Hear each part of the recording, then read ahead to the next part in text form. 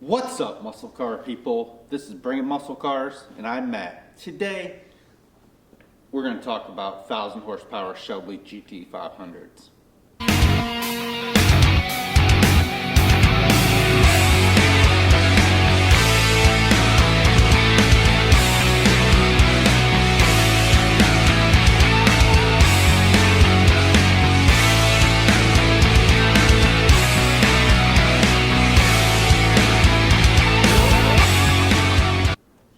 Everybody's like, hey, I got a GT500, I'm gonna make 1,000 horsepower.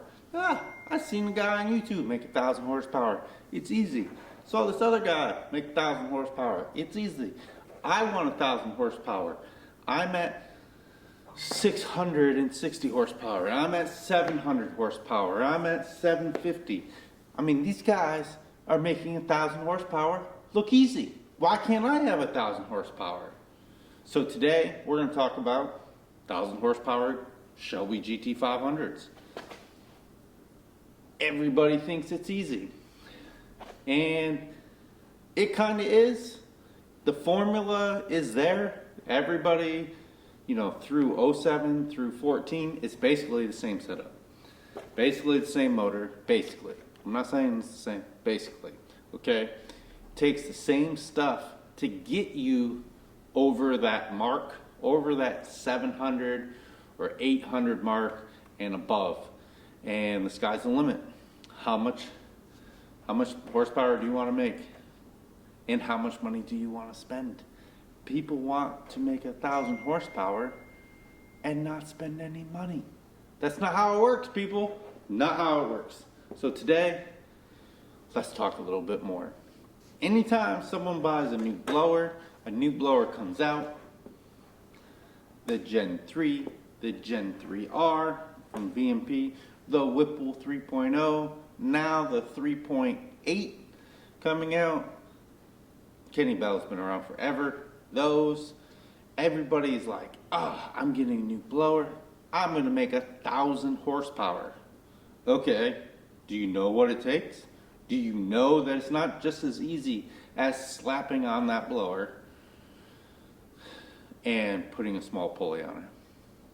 All right, it is that easy, but it isn't that easy, people. Don't get mad. That's how you blow up your motor. And if somebody else is working on your car or tuning your car and they tell you, sure, no problem, we can do that, and you don't have other stuff to go with it, if you don't have a fuel system, if you don't have pistons and rods, and you don't have oil pump gears, and you don't have upgraded chains, if you don't have cams, if you don't have all that stuff, it makes it a lot harder. Can you do it? Maybe one pull, maybe two pulls. These are not Coyotes. They are not Gen 3 Coyotes. They are not that stout. So if you want to make that much power, you're gonna have to do a little work, people. You're gonna have to build the motor. And if you're doing cams, everybody's like, I want cams. I want that chop. You might as well wait until you build your motor. Can you do cams without building your motor? Sure. But then when you go and build your motor, you basically paid for cams twice. You paid to do them. You only paid for them once. But you paid to do cams twice. Save yourself the money. Do everything at the same time. So now, you say, Matt, I got a built motor. I can make 1,000 horsepower. That is true. But, do you have a fuel system? Are you running E85? Are you running 93? Are you running the stock computer? Are you going standalone? What injectors are you going to run? You got to get with someone that's going to help you in the right direction. Are you going to run 1050s? Are you going to run 1300s? Are you going to run 1700s? Okay, now you've gotten with somebody that knows what they're doing. A shop, a tuner, and they're pointing you in the right direction. What fuel system should you go with?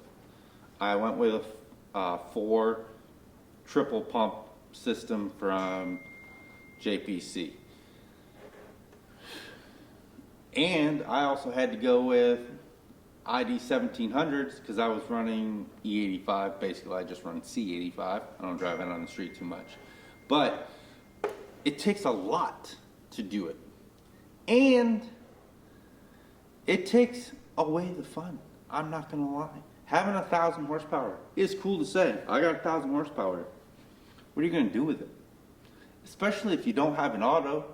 If you're still driving a manual, GT500, which 99.8% of people are you going to be able to hook anywhere? You couldn't make it down the drag strip, or you never did go down the drag strip when you had 700 horsepower, when you had the 2.3 liter supercharger on there, when you had the old 2.9 Whipple. But now you want to make 1,000 to do what? You don't really race just to tell your friends you make 1,000. Is it worth it? It takes the fun out of the car. You got headers. The car is loud. It's gonna be on E85. You're gonna have to get gas all the time. You're gonna get 6 miles per gallon. Don't do it, man. Don't do it. Trust me, I know. I got 1,000 horsepower. Watch the videos. Watch the videos. I got 1,000 horsepower. You know how I did it? I spent 3 times as much as what the car's worth to make over 1,000 horsepower. I got a TH400. I got a Kenne Bell 4.2 liter. I did have the VMP Gen 3. That was a nice blower. I'll show you what I have under the hood. Let's take a look.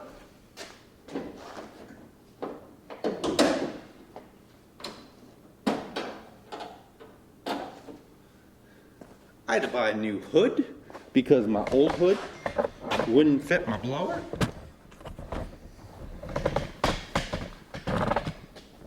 I got a big blower. I got a standalone. I got big old catch can. I got a transmission expansion tank over there. I got a standalone. Again, I said that. Man, this is a lot of work. A lot of work. And guess what? I've barely driven it in 2 years. It's not that much fun now. I got a roll cage in there. I got a roll cage. I got racing seats. I don't have a back seat anymore. I got a turbo 400 automatic. Man, I don't even have a radio. I don't have an airbag there, and I keep getting the recall. Man, this sucks. I love my car. Oh yeah. And then you're gonna complain, you're gonna make 1,000 horsepower, and then you're gonna complain about your inlet temperatures. And so you're gonna have to get an ice tank in the back, and you're gonna have to keep putting ice in it.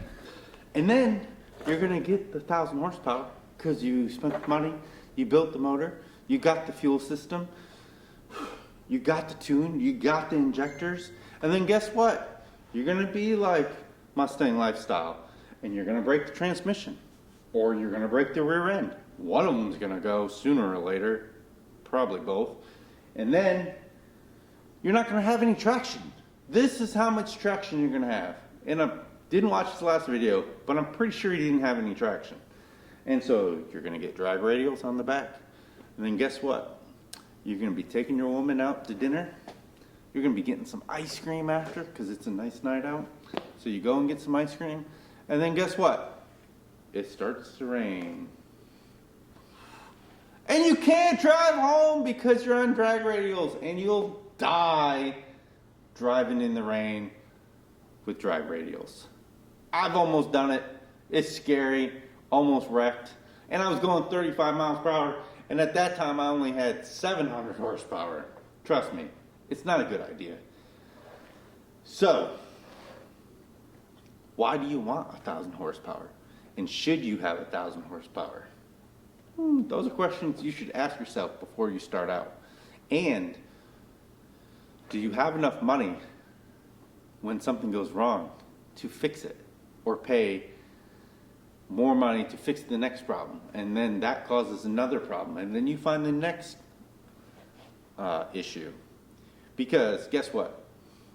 Now that you have done all that, you broke the transmission, or you broke your rear end, you're not hooking, and then you put a suspension in, because let me see, you put 1,000 horsepower, you built a 1,000 horsepower car on stock suspension. Why? I don't know, but people do it. I don't know. And then you can't drive the car in the rain, only on nice days. You can't really step on it anymore. Then you get it detuned. You just wasted all that money. You get it detuned back down to 700 horsepower, because guess what? That's where it's fun. So don't be dumb. Stay at 700 horsepower. If you don't have E85 at every gas station that you go to, don't do it, man. It's a pain in the butt. It sucks. I wouldn't do it again. I mean, I did it once. I wouldn't do it again. I wouldn't recommend it to people. Is it fun? Sometimes. Does it suck? A lot of times. I lost all reliability on the car for the most part, for now. Hopefully we can get all that sorted out. It's just a lot of work, man. 1,000 horsepower is a totally different animal than a 700 horsepower or 750 horsepower, or even the blowers are getting pretty good and efficient. So you can make 800 horsepower without doing anything crazy. You still might need a fuel system. You probably need a fuel system, but keep it reasonable, people. And if you have questions about a 1,000 horsepower car, ask me down below. Watch some of the other videos. See what you think. See how much fun it is. See how fun it was going to the track all this year. Yeah, see about that. And if you don't go to the track, you don't need 1,000 horsepower unless you're street racing every weekend, which probably if you're watching this video, you don't do that because you're old like me and you have a GT500. So let me know what you think. If you have questions, hit me up down below. And I hope you give this video a thumbs up. And if you're like me and you have a fast car, you better bring it. Thanks for watching. All right, guys. Thanks for watching this video. I'm going to link a couple more videos that if you like this one and you made it all the way to the end, you're going to definitely like these. So watch them. Also, that middle button right there, I think is probably, somewhere in there. Hit that button to subscribe. Thanks for watching. Stay tuned for more action.